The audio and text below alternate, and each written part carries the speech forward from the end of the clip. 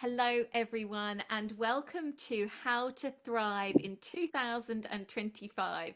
Really excited to be with you here today on New Year's Day, and thank you for giving up your time on New Year's Day to welcome in this information that can really help set you up for an incredible, abundant, prosperous, connected, aligned 2025, where we can all really begin to thrive together. That is the aim of this. So please do use the chat function as we go if you've got any questions, and we'll try to answer them probably at the end of each section as we go. So the evening is going to start with the lovely Giles Bryant, founder of World Healing Project, in a minute, and he's going to be talking about manifestation.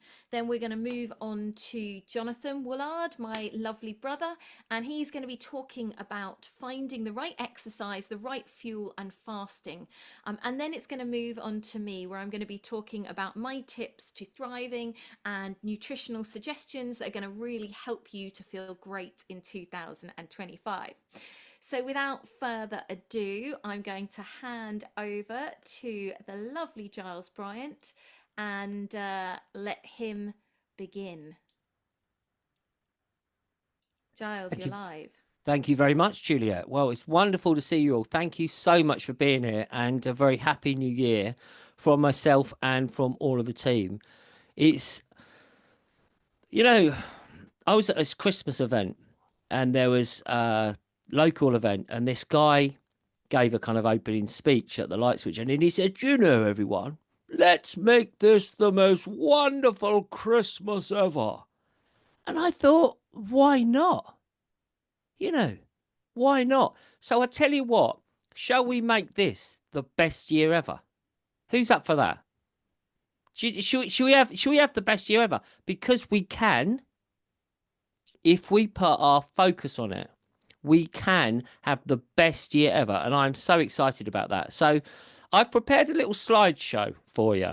All right. And I'm going to talk you through some of these things, because my talk today, Maestro, please, is on the mechanics of manifestation. How about that? What a subject. Here we go. The mechanics of manifestation. So what's it all about, Alfie? All right, let's go to the first slide then, Maestro. Energy flows where attention goes. Give us a wave if you've ever heard that before. Give us a little wave. Energy flows where attention goes, right? This is so powerful. This is so powerful. And this is something that has been known for so many years, particularly by the wealthy elite, shall we say. Like, they know this stuff. They don't want us to know it. Well, we do. Let's just see how this plays out. All right. So next slide, please, Maestro. Who remembers the Gulf War? Terrible. Absolutely awful. Awful time, wasn't it? All that weapons of mass destruction that never existed and all that. And there were 1.5 million people marched in London. Maybe there was more, maybe there was 2 million. We don't really know. And it was organised by these characters called the Stop the War Coalition. And do you know what everyone was singing? Stop the war, stop the war. So the energy flows where the attention goes. Did the Stop the War, all those millions of people, did it stop the war? It didn't, did it? Because we have something, the conscious mind, what that understands. We have the subconscious mind. So when you say stop the war, the subconscious doesn't really understand the stop bit. And it just has all of this war, you see. War, war, war, war, war. Contrast that to more recent times, when they're during the COVID times, when people were in London, and we were there. We were there, a million strong in London, and people were singing freedom. Freedom. Yes, they were singing freedom. And what did we get? We got freedom.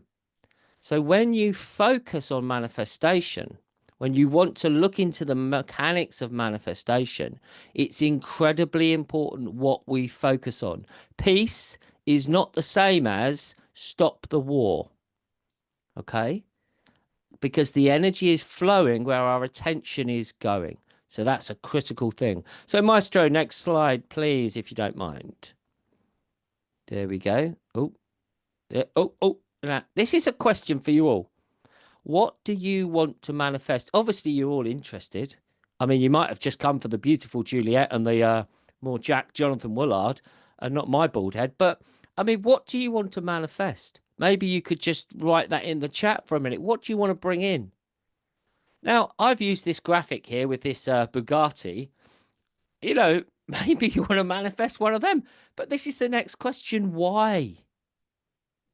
We might have these things, oh, what we want to achieve in our lives or what we want to bring into our lives. And this is the key determinant. Ask yourself why. And you can split this up. It's a very nice exercise to do into 4 sections. What do you want to manifest in your health? What do you want to manifest in your work? What do you want to manifest in your home? What do you want to manifest in your relationships?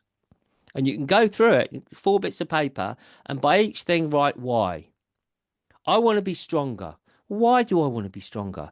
Well, I want to be able to be strong to make love to my wife. I want to be strong to play with my children and my grandchildren. I haven't got any grandchildren yet, but you know, I'm planning. Does that make sense, everyone? Just give us a little wave if that makes some sort of sense. So it's about the energy is going to flow where the attention is going to go. So frame things in what you want to achieve. But then I would question why. Because we could spend a lot of time going after that Bugatti. And you know, there's lots of miserable billionaires in the world. I mean, money can't buy you love, right? So that's something that I would possibly invite you, friends, to look into. Is to maybe, you know, not now, but get that paper, health, work, home, relationships. What do you want to manifest? And by each one underneath, leaves a little gap, why you want to do it. Because the why gives you power. The wire is like a lever. Okay, Maestro, next slide, if you don't mind. There we go. So these are the basic principles, the basic tenets, really, of the mechanics of manifestation. Thought, feeling, and gratitude. And they all need to work together in harmony. For example, we talk about the power of positive thinking. Okay, so let's say I have a positive thought. Okay, I am going to be healthy. I am going to be strong. Oh, oh. Now, there's not much feeling behind that, is there?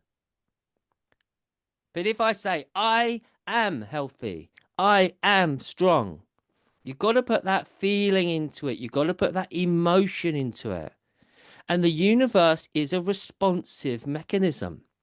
There's this reflection between the inner world and the outer world. In fact, some people even believe we live in a simulation that's not actually real.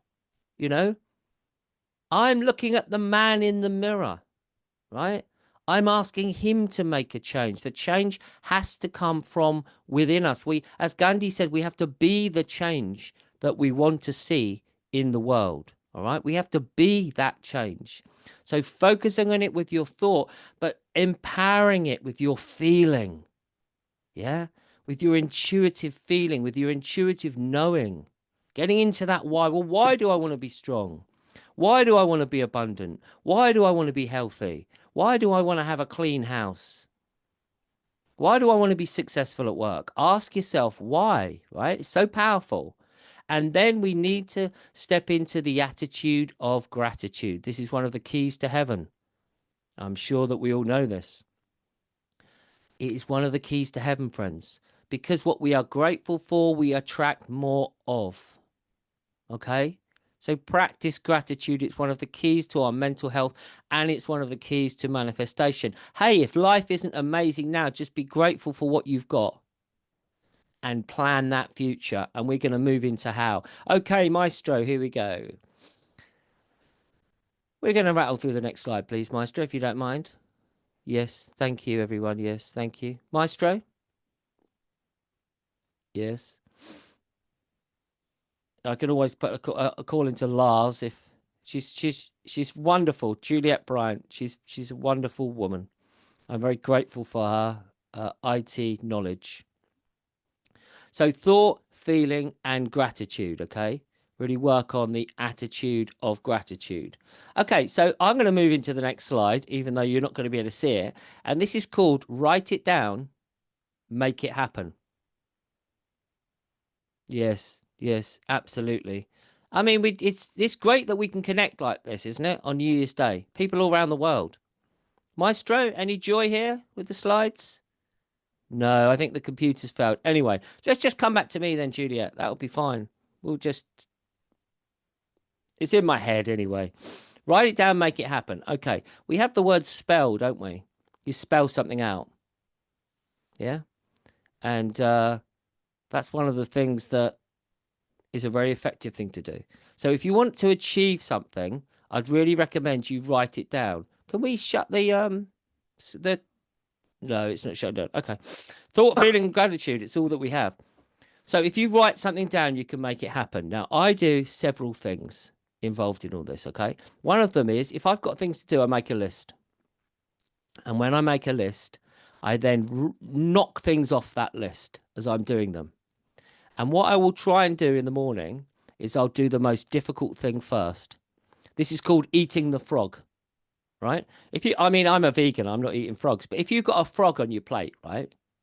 You can poke it with your fork and everything. You've got to eat it. Well, when you eat it, you've done it. You've got it out of the way. Oh, there we go. Thank you, Juliet. That's there we go. Gremlins in the machine. So write it down, make it happen. To-do lists. Anyone give me a wave if you like a to-do list? Anyone not like a to-do list? Yeah, some of us don't, and that's fine too. Now, the second thing that I've got into recently is called scheduling. This is where you schedule your day, possibly into half an hour sections. Okay. Now, 2 days ago, we're getting ready for New Year's Eve. 2 days ago, I had so much to do. You almost couldn't believe it. Oh, here we go. Oh, Maestro's back, everyone. Give a round of applause. Oh, no, no. There we go. Next one. Next one, Maestro, if you can. Right, and the next one. There we go. To-do list. And the next one. We're back. Schedule your day. There we go. Look. So 2 days ago, I had so much to do. So I actually did it. I actually did the old schedule. You can see it here. And I tell you what, it gave me something that was important, which was accountability. And I achieved the most incredible amount in that day because I split my day into half an hour blocks. I made sure I had time for rest. I made sure I had time for my yoga, meditation, being with my children, getting out in nature. And I did so much. It was absolutely incredible. And then yesterday, I didn't bother scheduling because I had one job to do, which was clean up. That's all I had to do. There was no point in scheduling. It was just get up, have a superfood smoothie, bang it out, and just keep going. And the third part of it, ladies and gentlemen, if Maestro, are we working again now? Here we go. It's to do a vision board. Give us a wave if you've ever done a vision board. Some of you have. Some of you have. Okay. Write it down. Make it happen. This is Juliette's that she did recently. She had a bit of colour. She wrote things. Now, look, people have got amazing stories. I just want to give you a quick story, an amazing story of what happened once upon a time to us. We were living in a little house and we wanted to move. We needed somewhere to move to. So we all did a vision board. And on Juliette's vision board, she said she wanted a spiral staircase. And on little Samuel's vision board, he wanted a swimming pool. Well, of course he did. And on my vision board, I wanted to be close to a sacred site. Right? Well, we didn't have a big budget. And it turned out that this house was available at the budget that we were looking for. And it had the worst possible photographs. You know, when the estate agents take a photograph of the house. But I think the guy that they'd employed was either blind or drunk or he couldn't use a camera. And the photos were the worst photos you've ever seen. Well, that meant no one had gone for the house until we found it and looked at it. And when we went there and we accepted it and we started to live there, guess what, everyone? It had a spiral staircase, it had a swimming pool, and it was the edge of the Littlebury stone circle was in the front garden of the house we were living in. You couldn't even make it up, and people have got these things. If you want to achieve things in your life, I recommend you write it out, okay? Make it colourful if that's helpful to you. Make it adventurous, make it fun, do it with other people, put on some music, get in a good vibe and write it down. And I did it last night. We all did it. The family did it. And it was so much fun. And I felt so energized. I felt so excited about what we can achieve in this moment. So that was another one there. One slide we just missed out on. It's just kind of linked to this. And it was famous words by Arnold Schwarzenegger. Now, you might not like him, and that's fine. You might not care for his movies or his cigar smoking or when he said, screw your freedoms, you know, and all that. He was a bit nut job. But anyway, Arnold said three things. He said, see it, believe it, achieve it. Okay? See it. Hold the vision. This is what I want to do. Believe that you can do it. Without that belief, what you're going to do? Do you remember the 4-minute mile? It was apparently impossible that anyone could do the 4-minute mile. Then Roger Bannister believed he could do it. And once he achieved it, then it was easy for others to do. Okay, we're moving on. Thank you, Maestro. Now, this is a key element to the mechanics of manifestation given to me by my good friend John Bradley. Okay. Plan, do, check, act. This is the pathway to continuous improvement. And we use this in all aspects of our lives, right? You're going to plan something. So we have got a fantastic 3-day Earth Wisdom experience coming up in mid-January. Juliette's going to talk to you about it later. Anyway, she said, I want to do this Earth Wisdom experience. She said, because she's very posh. Those of you that don't know, I want to do this Earth Wisdom experience, a 3-day event. So we started to plan it out. And then we did a flyer, right? So we planned it and we did it. But rather than us just banging that flyer out, we checked it. And she opened it up on her phone, because obviously so many people interact with information on their phone, right? On my beautiful 4K screen of my laptop, my flyer looked great. But when she opened it on the phone, you couldn't read it very well. The letters, the writing. Plan, do, check it. And then we changed it. We acted, sent it back to her. Oh, a few more tweaks, check it again. Then we acted upon it again. And this is the pathway to continuous improvement. Plan, do, check, act. And then check it and act on it. And then check it and act on it. Yeah? Really keys to success. Maestro, please. Next one.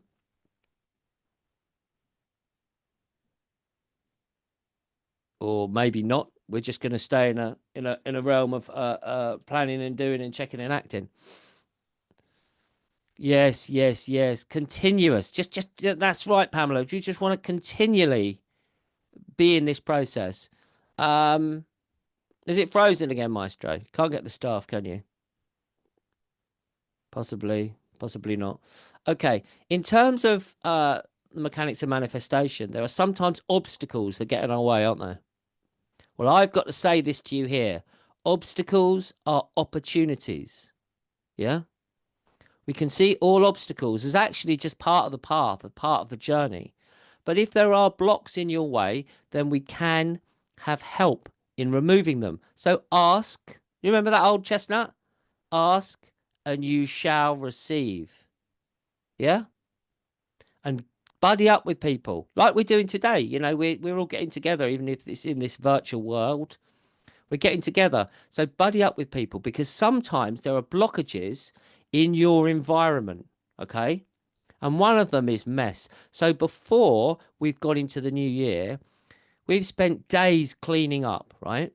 And I was outside yesterday, the whole day. I was just tidying up the garden. It got a bit messy. And you know, there was bits by outside my office here where I built this old woodshed and it all gone a bit mucky. And I cleared it up and I replaced it with plants. And outside the back door, it all gone a bit mucky and we cleared it up, and it was like this shift happened. Because this is inner and this outer world is connected. So you have practices such as geomancy and feng shui and these different elements of achieving a harmonious flow of energy. And that's such an important aspect to the mechanics of manifestation. It's having a flow of energy, and it's incorporating some of these aspects of feng shui. For example, have you ever been to like one of those really, really big banks? like those massive banks, like in London or something. And if you notice, they have like these big buildings, and outside they always have a water feature, a fountain or something. Like Buckingham Palace, they do it as well. Do you know why they do that? Because that water is energizing and amplifying the energy coming into them. You know when they built that big Canary Wharf tower? Do you remember it in London? Do you know why they built it in that shape, like a big dick? Giant obelisk? Because they're playing with this energy. They're attracting that energy. It's like a pyramid on the top of it. You seen it? The Canary Wharf Tower? Yeah? Some of you need to get out more. Anyway, they're using energy, and we can use energy as well. Okay? We can use this energetic power of manifestation to purify our environment, our inner environment as well, to cleanse ourselves, to purify ourselves physically, mentally, emotionally, and to connect to who we truly are. Well, I tell you what, ladies and gentlemen, I could go on all day, which is really not my my want to do. So I'm going to leave it there. We're looking forward to Juliet and I are going to be running a workshop on the mechanics of manifestation in the spring, around equinox time. So anyone fancies coming along to that? I've got so much that's come through me. I'm working on a book which is coming soon on this subject, going to be released in the spring. So I'm going to hand over now back to my beautiful wife, Juliette Bryant. Thank you everyone for listening. Apologies for the minor technical issues, and God bless you all. Thank you, Giles. That was wonderful, really good. And yeah, apologies, my computer kept freezing on the slides, so couldn't move them on. But that was really, really good. We've got time for one or two questions for Giles, if anyone has a question or two, and then we'll move on to Johnny. Does anyone have any questions they want to ask Giles before we move on?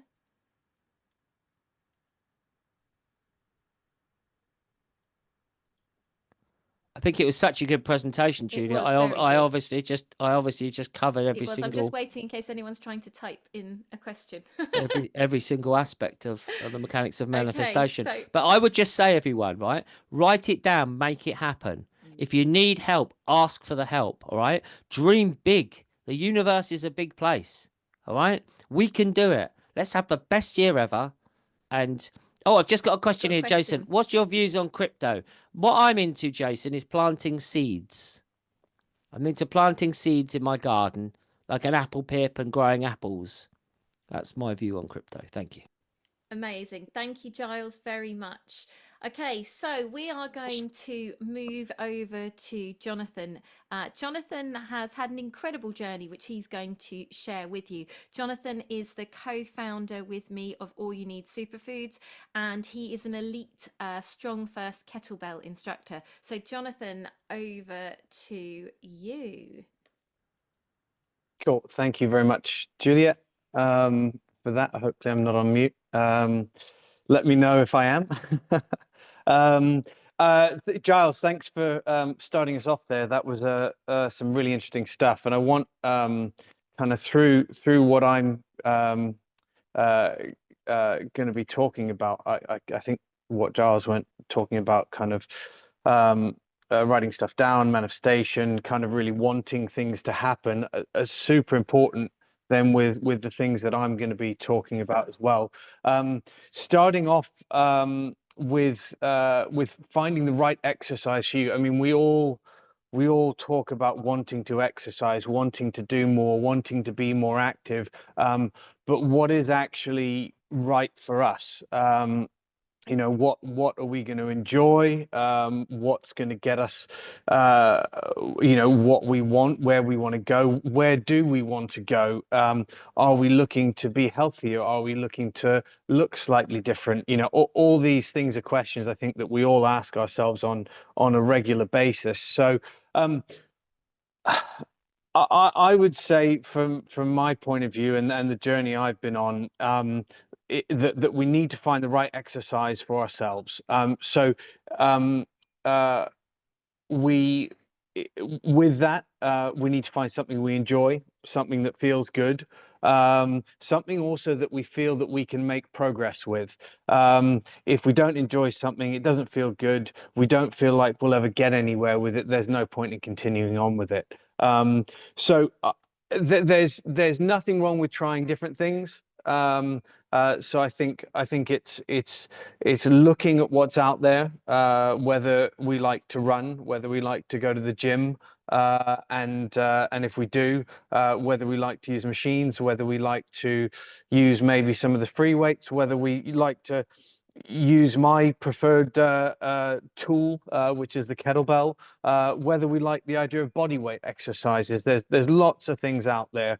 So I think finding something that appeals to us, that we like the idea of. There's all sorts of videos online. We see people running in the streets. If you go, oh, that looks good, I think I want to try that. Even that, if you're drawn to something, usually there's a reason why we're drawn to something. Quite often it can be because of the person that's doing the activity, but also it can be the activity itself. Really important thing that I find with this is you've got to find a teacher or find a way of learning how to do what you want to be doing. We've got the great University of YouTube, which has all sorts of information on it. We've got people in gyms that can teach you how to do things. You've just got you've got the non-YouTube internet as well, where you can learn things. I mean, a big thing I say, and with kettlebells, which is as I've said, kind of what I use. Some of these things are very technical, and you wouldn't go and become an electrician or learn a certain trade or do a certain job without actually learning how to do that activity first. But we all think we can jump on a treadmill and run like a Olympic athlete without actually learning how to run. I've had some personal experience with this recently. I'm training I'm going to do a triathlon next year.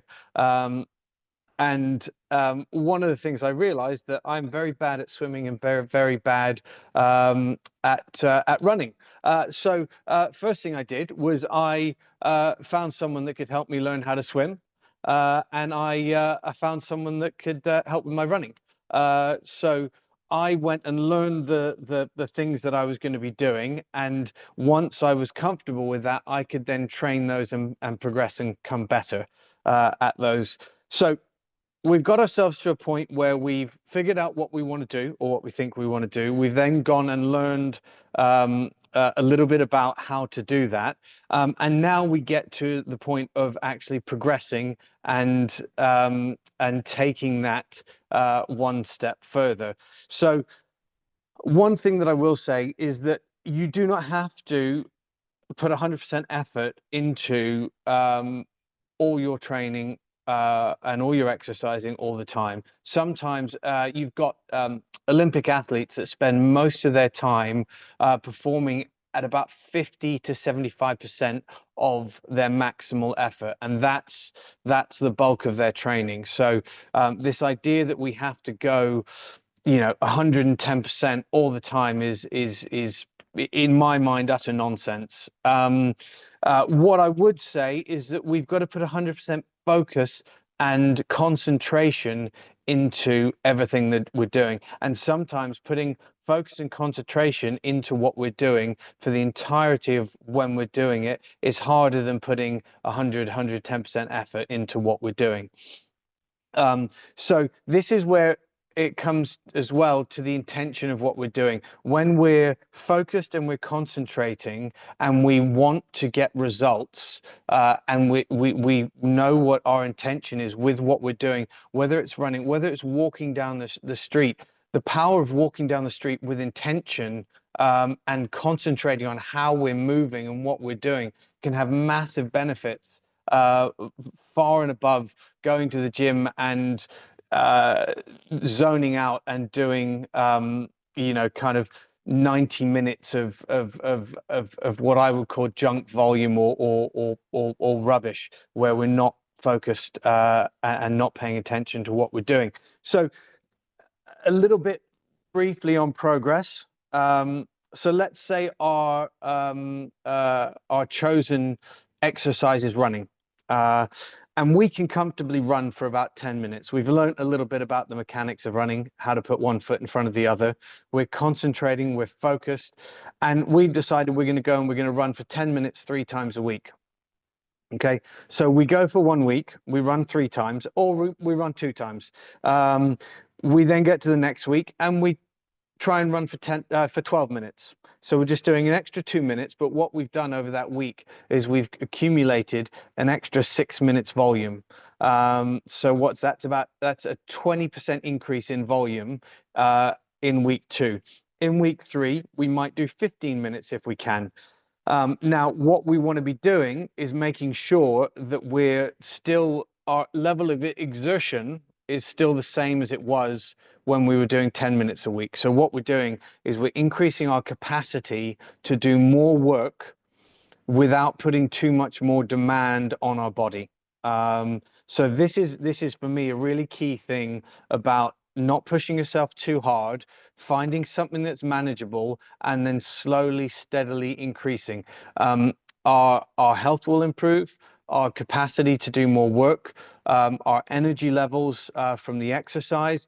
I think Juliette mentioned in the comments, if you do too much work, if you put that 110% effort in all the time, you push yourself too fast, too quick, you've got a very high chance of burning out.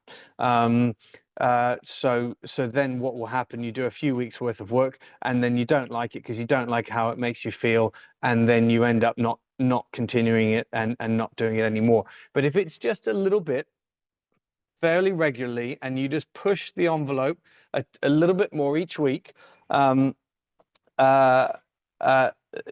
more likely to have that become habit, have that become something you enjoy doing, something that makes you feel good because you're not working too hard, you feel energized after it, and you know, you're 6 months down the line and you're feeling much better, you're probably looking much better, and you're in a much healthier place. So for me, that's my kind of 2 cents on finding the right exercise to start with, and what to do with it.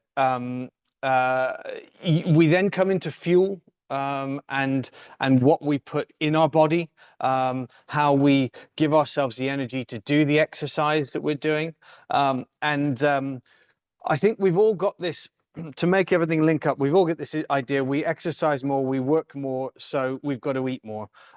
What I would say, rather than looking at it that way, is focus and pay attention to what's on your plate and what you're eating, as opposed to how much you're eating.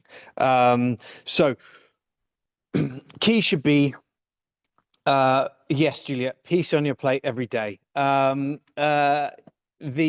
key for me should be, am I getting my vitamins, my minerals, my nutrients?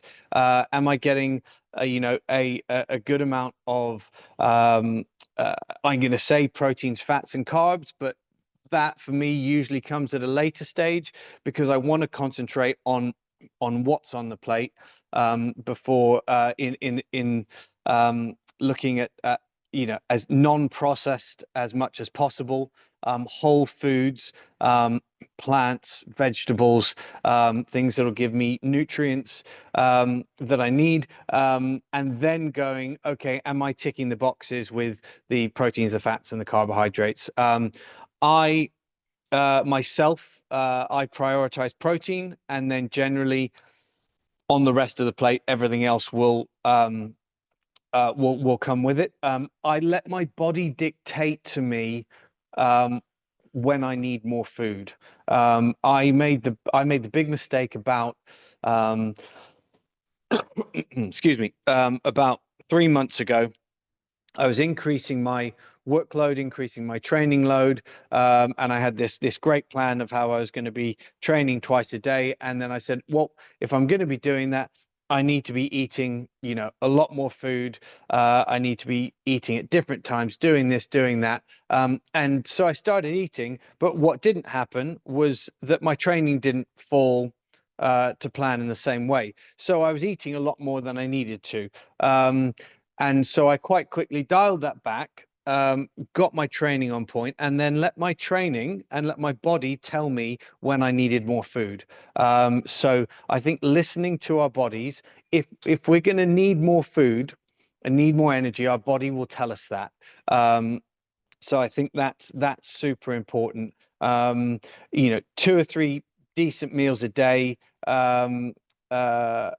I think is absolutely plenty, and just really trying to get key ingredients onto your plate. Yeah, your vitamins, your minerals, your whole foods, as little processed foods as possible. But what I will say is, don't get caught up with cutting things out entirely. If you if you need, if every once in a while you have a bit of sugar, you have a bit of processed food, a bit of junk food, whatever we want to call it, it's not the end of the world. I think we get too destructive, and we beat ourselves up about, everyone talks about, you know, don't let yourself go over Christmas. You know, you're going to pay for all that extra food you ate. Well, in the scheme of things of an entire year, it's not that much. And I think we want to enjoy our lives. We want to be healthy. We want to feel good about ourselves. And part of that, you know, eating is a big part of that. So if every once in a while, as Juliette's just put in there, you're 80-20, if 20% of the time you want to eat something that just makes you feel good, you know, go for it. And don't listen to these people that say they have a strict diet 365 days a year. So this kind of naturally brings me to my last point, which is fasting, which I've had a really good relationship with fasting, both intermittent fasting and more extended fasting over the last several years. So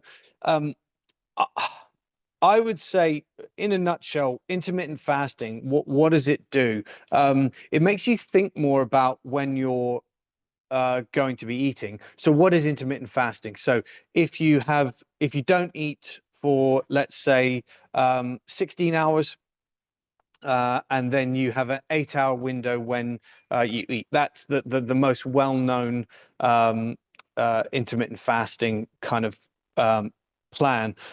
So most people will finish eating at 8 p.m. and they'll start eating at midday the next day.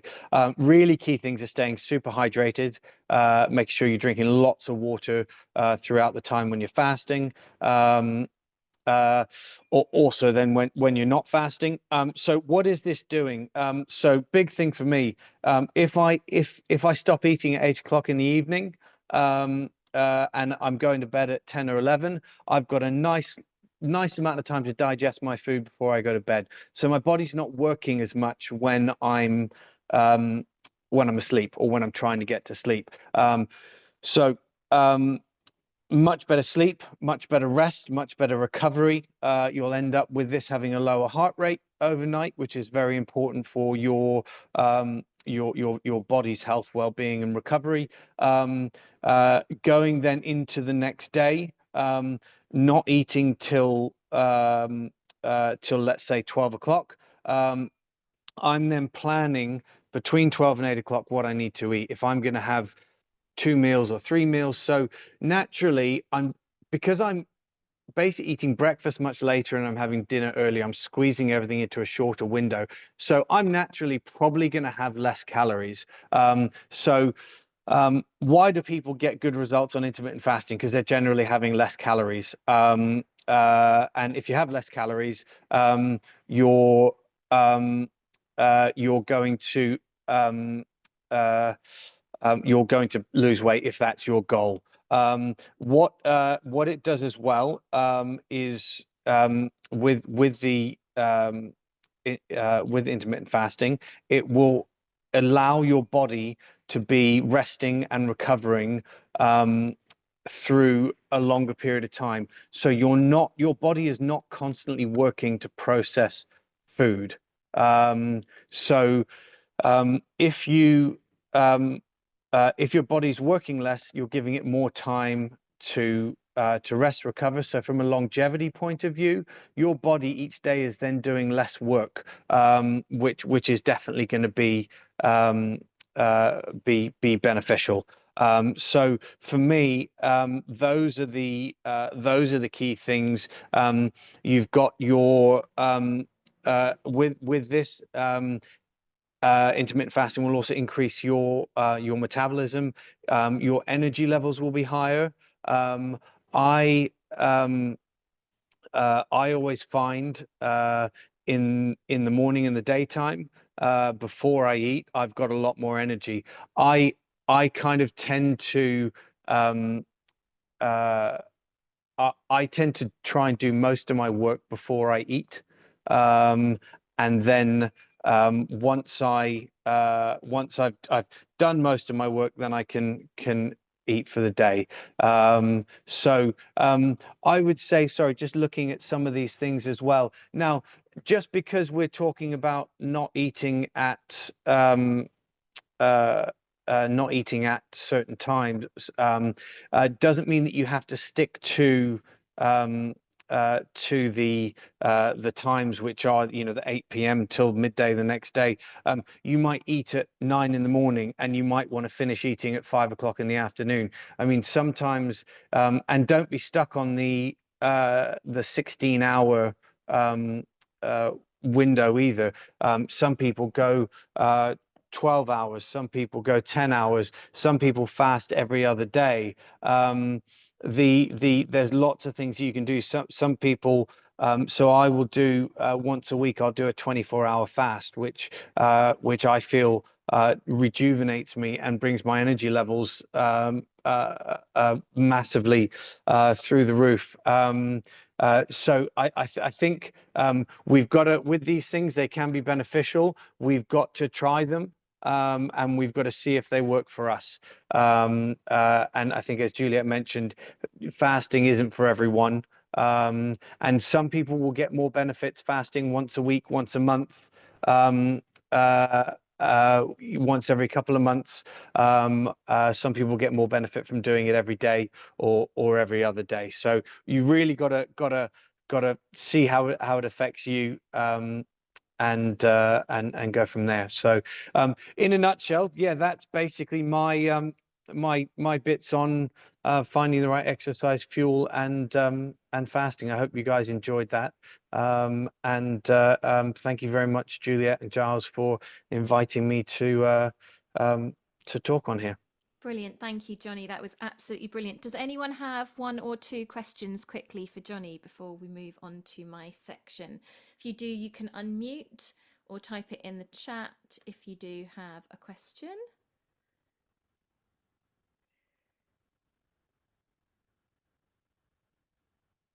I've got a question, Juliette. Yes, Jill. I did put it in the chat, but I'm really interested in fasting and realise the benefits of it, but never sure how much, because we are all different, our bodies are all different, never sure how long to fast for. And I do get low blood sugar if I don't have breakfast, even though I might not be that hungry.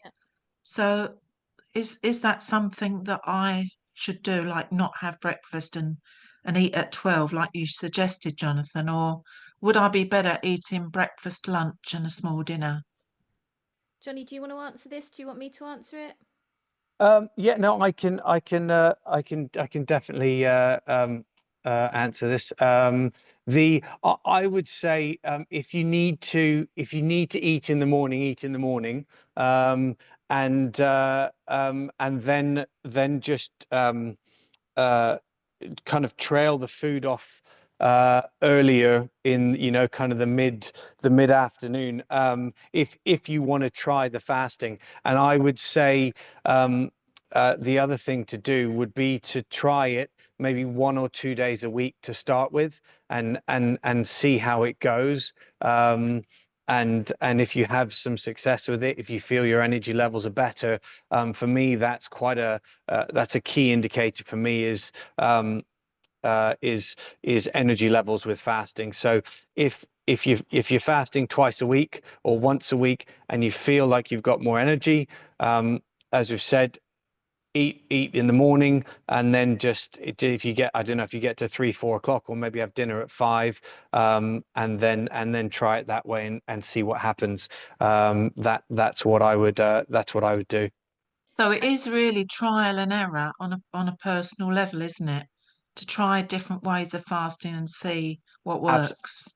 Absolutely, yes. And Yeah. as I've said, the key indicator of whether you're going to get some benefit from it is your energy levels. Okay. As long as you're hydrated. And I mean, if you think about it, if you stop eating at 5 and then you eat at 9 in the morning, that's 16 hours.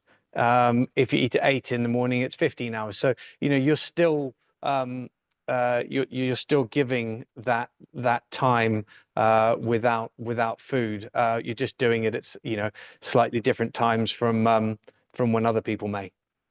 Okay. Amazing. Thank you, Johnny, Thank you. for that.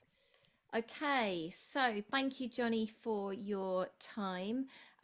Fasting's a big subject, and I think one of the keys to it is listening to your body and trying things out gently and gradually increasing it so that you're always in that safe space. So what I want to talk about now is our top tips, my top tips to thrive in 2025. So when we look at thriving, first of all, what does that mean to you? If you could type it in the chat, what does it mean when you hear the word thrive? If you want to thrive this year coming up that we're in, what does that mean to you? What does that look like? How would your life be if it's thriving? Because if we want to know how to thrive, we have to know what that means. Well, what is it to us? So moving forwards, abundance, content with life in every way, good, love, what have we got? Life, thrive, knowledge of the true nature of life. Beautiful. So these are some of these things, and this is a subject that you can think about. You can tune in and go, what does this mean to me? What does it really mean? And like Giles was talking about with the manifestation, if we want to thrive, we have to understand how this looks for us. So feeling fulfilled, bliss, being joyful, all beautiful words. So if we want to bring these things in, the first thing that we need to look at, I feel, is, okay, so what's blocking this? What is currently happening in my life that is blocking me from feeling fulfilled, that is blocking me from feeling this bliss, this love? So if you want to take a moment and just write down the first 3 things that come to your mind, if you want to type them in the chat, please do.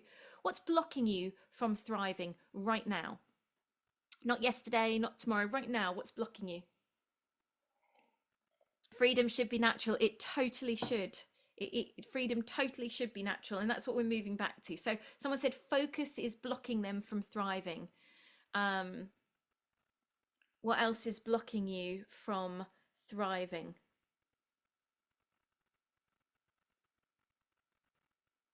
Wi-Fi, yeah. Wi-Fi can be a big one. Electromagnetic frequencies, smog, pollution, accepting struggles, lack of self-worth, busy work.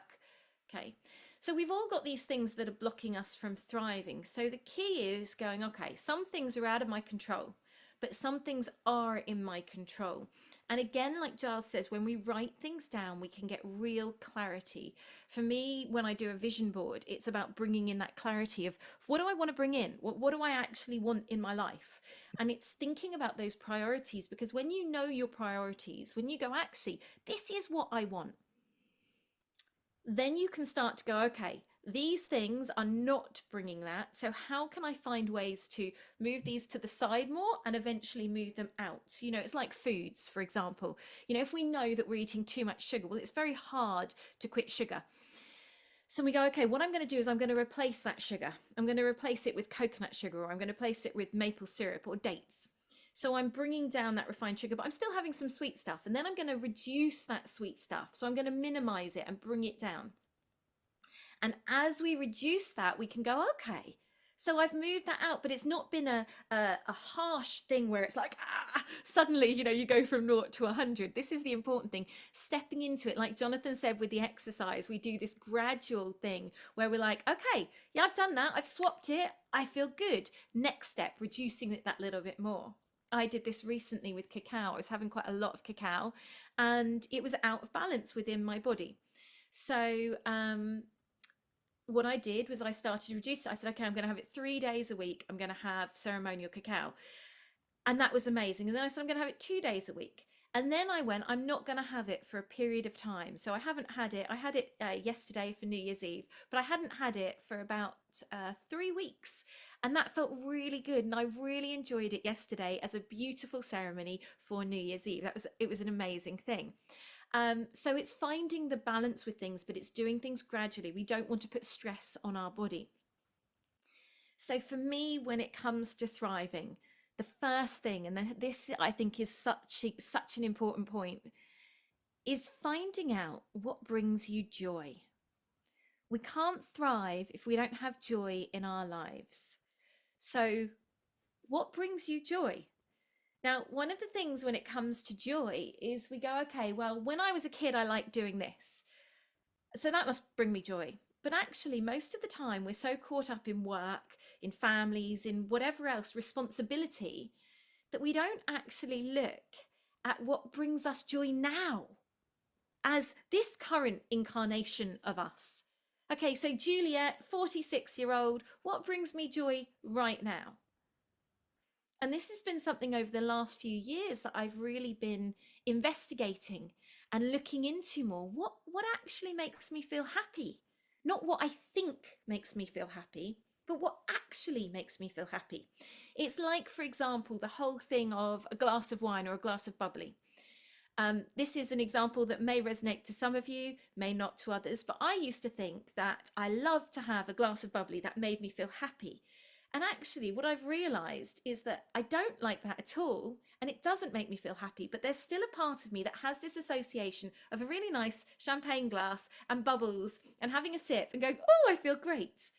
But in reality, as the years have gone on, alcohol most of the time makes me feel rubbish, so I don't want to go there. But actually holding a nice champagne glass or a nice glass filled with something sparkling that is non-alcoholic, with Chaz medicinal mushrooms or something like that, makes me feel great. So it's actually association. So I thought this one thing made me feel good, but actually it was just the act of self-care, the act of having a nice drink that felt luxurious.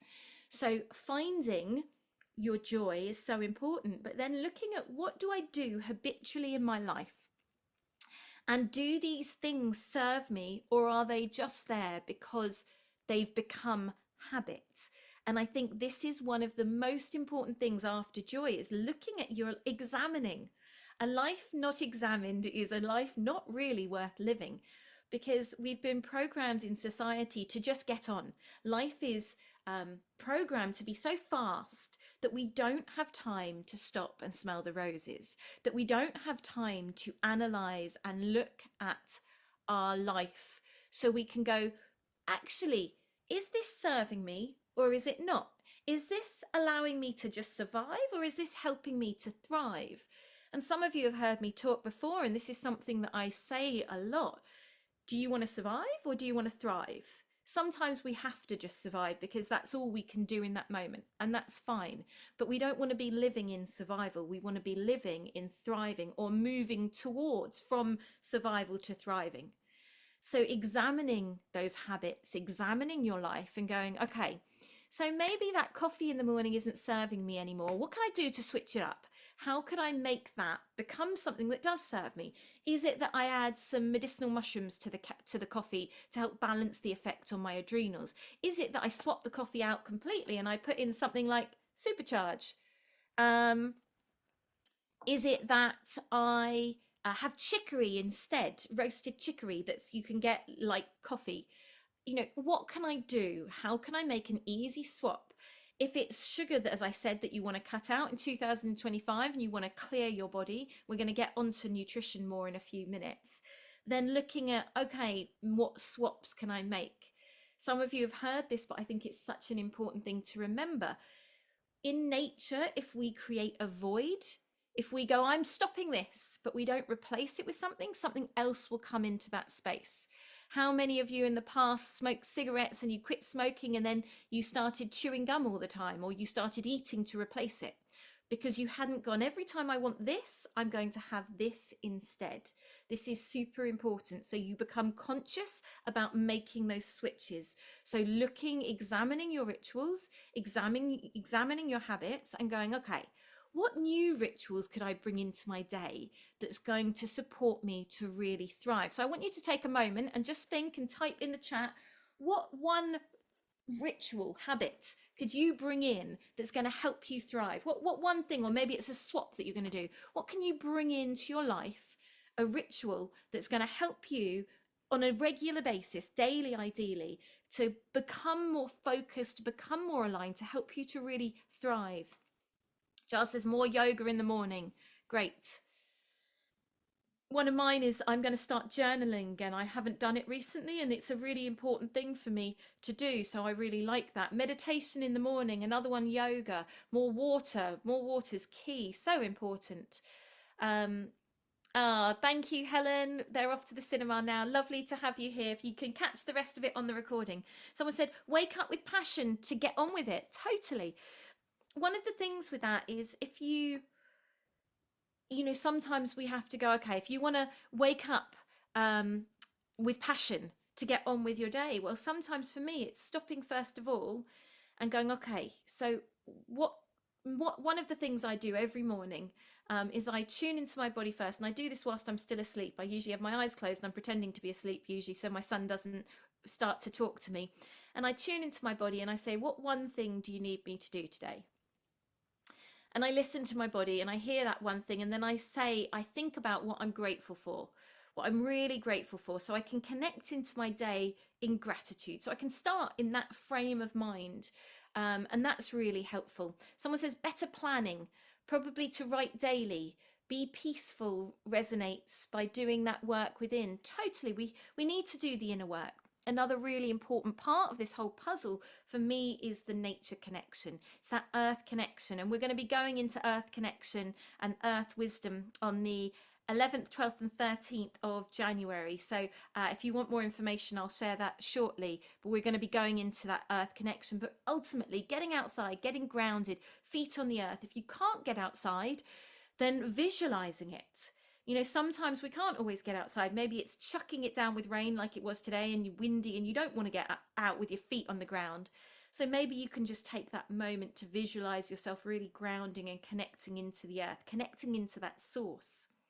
One of the things that I really like to do every day is I just have my hands to the side of me and I just tune into the earth frequency, and I start to feel the earth frequency coming up through my hands, flooding through my body.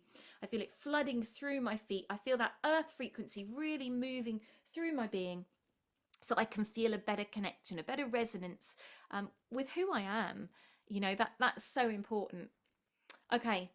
Now, another really important part of how we can thrive is looking at our physical body, looking at what's going on. And one of the most important things is looking at parasites. Now, this is a subject that a lot of people don't want to talk about because they go, oh, parasites. But actually, this is one of the things that's blocking us so much from being truly connected with ourselves, and also blocking us with our nutrition. So those sugar cravings, that lethargy, the brain fog, all of those things quite often can come from parasites and bacterial, an imbalance of bacteria, bad bacteria. So looking at doing a parasite cleanse is super important. And like Giles says, parasites within and parasites within and parasites in politics. This is something that I've often thought, what goes on inside us is a reflection of what's going on around us, and vice versa. So our outside world is a reflection of our inner world. So if we want the outside world to be filled with joy, to be filled with happiness, we have to connect into that inside us first. So this means clearing out the parasites. This means doing the inner work. This means sitting and meditating. This means looking at what nutrition we've got, what we're eating. You know, are we putting peace on our plate? Are we being mindful of where we're getting our food from? Are we connecting? Are we sitting down and eating with connection and with gratitude? All of this is so important, because that inner world will reflect all around us. So if we want to have that peaceful inner world, you know, one of the things, like Giles touched on, is clearing your space, getting into those cupboards. You know, I'm not a massive one for being really clear of clutter and all the rest of it. I struggle with that. And yesterday I cleaned our understairs cupboard, and it was a great mission, and it was hard at the time. I had to smudge quite a few times, but it felt great afterwards. I felt much clearer within my being, because it's those hidden corners that's like the hidden corners of our mind. So clearing them may be tricky and hard, but once we do it, we can really get into that space. So when we look at our nutrition, you know, it's looking at these habits and where we can swap things up. So for me, one of the things that I love to do is have the All You Need Superfoods. This is, for most of you know it, it's a superfood mix that Johnny and I created, and it's a blend of protein, plant protein, digestive enzymes, super greens, medicinal mushrooms, vitamin D, magnesium, B12, vitamin C, all these things that, especially at this time of year, are super important to keep us healthy. You know, if we want to thrive, we have to physically be having all of the right things to thrive. It's great emotionally if we're thriving. It's great energetically if we're thriving. But then what about this physical body that has to support us? We have to look at what we're putting in. This is really, really such an important thing. So making sure, especially at this time of year, we're getting vitamin D. You know, this is key. Vitamin D3 with K2. This is what we want to be having every day. Making sure we're taking our iodine. Iodine is super important. If you are on thyroid pills, then obviously you need to cross-check what type of thyroid problem you've got as to whether iodine is safe for you to take. Looking at, for me, those adaptogens. Stress is something that takes us out of that space of thriving. It puts our bodies into a different space where we're in fight or flight, and then we're not going to digest food properly. We're not going to be in an optimum space. So looking at going, okay, what adaptogens can I bring into my body to support me? Shilajit is something that is super amazing, incredible adaptogen. It helps to remove heavy metals, another huge subject. And obviously today we're just touching on subjects. I've got an amazing program called Essential Detox and Renewal, which is a 4-week detox program where it goes into all of these things in a lot more detail. If anyone is interested in that, let me know. In fact, it's going to be going on sale next week, so message me and I'll give you a code for that sale. But Shilajit gets rid of heavy metals, detoxes them from your body, approximately 82 trace minerals, an adaptogen, rejuvenator for our body. So really important. And I've made it in a different form. So for men, you've got Stallion Power, and for women, it's Goddess Vitality. And this is a liquid form of Shilajit mixed with other adaptogenic herbs, which is really quite incredible. They're coming from All You Need in a week or two. Is a very exciting new product. This is it, not in its with its label. We're just doing that now. It's called Pro Performance, and that again is Shilajit based, but with things like pine pollen. Really epic. So all of these things are adaptogens. Rhodiola is another amazing adaptogen that I absolutely love. It's Arctic rose, and that's very beautiful and soft, helping your body to adapt and deal with stress. The medicinal mushrooms, amazing. For any of you who haven't seen, I've got my new book out, 7 medicinal mushrooms, 7 magical mushrooms even, and that is really beautiful way to learn more about mushrooms and their incredible adaptogenic properties. Let me just think quickly. So we've got the medicinal mushrooms, we've got superfoods, you know, adding in those super greens, things to help sustain our energy, grounding, super important, having that connection to the earth, adding in the adaptogens, things like ashwagandha is another great one, which is in the All You Need. Also in my supercharge, this has got ashwagandha, shilajit, gynostema and mushrooms. So that's an amazing re-energizer and support for the adrenals. One of the things that's also really important is doing something daily. You know, we talked about the joy, but doing something daily to change your state. You know, Tony Robbins always talks about changing your state. And this is such an important thing. You know, sometimes we can get into that sluggish space, can't we? We can feel down. It's like, oh, I can't do anything. It's all overwhelming. Everything's too much. especially if you're a woman and your hormones are all over the place, that overwhelm can be quite a real thing for all of us. And so thinking about when I get into that space of overwhelm, what can I do to change my state?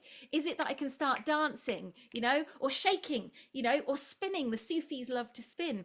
Shaking is a really good one. Just actually shaking your whole body for a little bit is an amazing thing to shift up the energy. Singing, sacred chants, all of these things are beautiful things to shift your energy.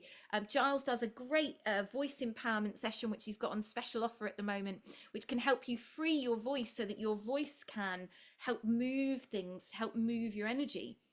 I find if I sit and sing for 10-15 minutes, then my whole being changes. But it's not just singing any old song, it's singing songs that for me have that deeper emotional connection or deeper spiritual connection, so that they're tools to really align yourself. And Giles has just put a link into a beautiful song by the Perpetual Choirs, which he's done, called We Are One, which the video is out today, so do check that out. Really beautiful song.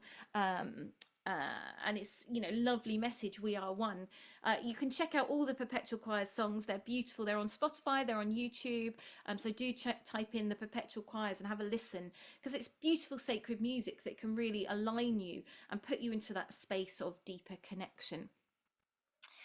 So those are a few points that I hope you found helpful on how we can thrive.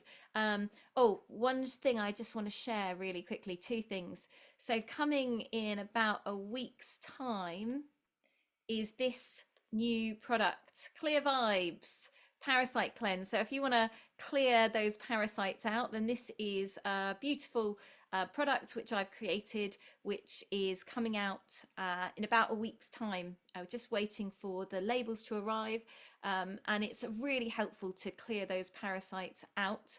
And if you do want to join and connect more with me and the work that I'm doing, we have the 3 days Earth Wisdom experience, and this is a free event.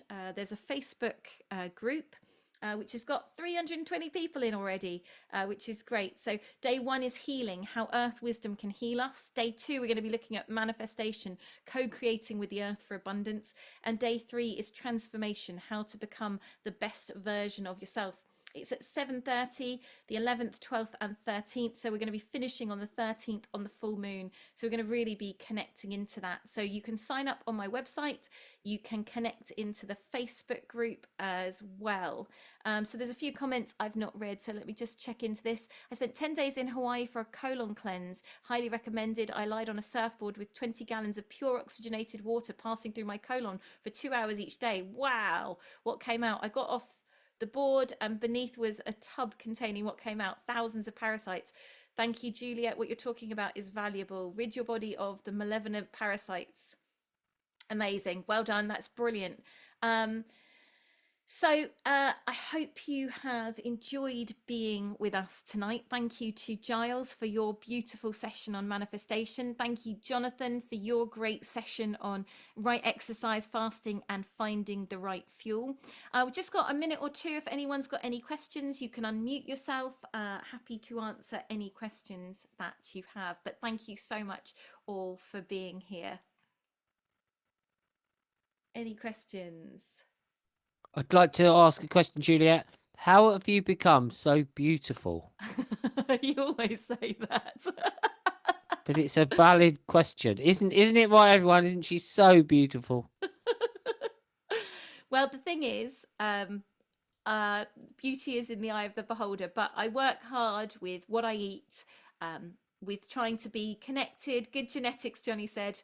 Love that. And what you put in you energetically, emotionally, physically all reflects. So thank you. Beauty and radiant inside and out. Thank you, Max. So are you. Jill says, thank you so much for giving your time for us tonight. You do look glowing tonight, Juliette. Thank you. I appreciate that. Thank you all for being here. What someone said, we're all here for ourselves and each other. So much love. May we spread this kind of love, and I surely hug you, Juliette and Giles, and the rest of the family. Thank you. Thank you all for being here. It's the Shilajit. Yeah, it's the goddess vitality and the Shilajit and the All You Need. The thing is, if I looked like crap, then I wouldn't be a very good advert for all my superfoods and products. So you know, it's I live what I'm saying.